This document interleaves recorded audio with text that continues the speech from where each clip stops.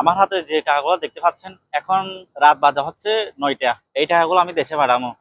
তো কিভাবে পাঠামো? এখন তো ব্যাংক খোলা নাই। কিভাবে পাঠামো?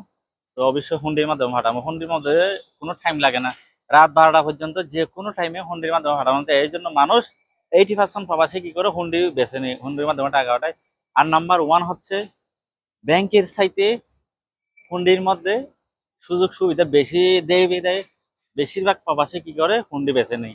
কারণ ধরেন আজকে ব্যাংকে আমার রেট দিতে হচ্ছে 1 রিঙ্গিতে 25 টাকা বাংলা, হুন্ডির মধ্যে রেট দিতে হচ্ছে 1 রিঙ্গিতে 25 টাকা 80 পয়সা।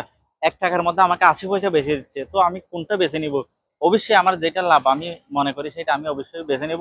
আর দ্বিতীয়ত হচ্ছে ব্যাংকে যদি আমি টাকা পাঠাতে চাই, আমার পাসপোর্ট শো করতে হইব, টাকাটা কি জন্য পাঠাইতেছি অনেক ধরনের ডকুমেন্ট আমার শো করতে হইব। আর দ্বিতীয়ত হচ্ছে এখানে টাকা পাঠাইলে আমার 10 টাকা ব্যাট দিতে হইব।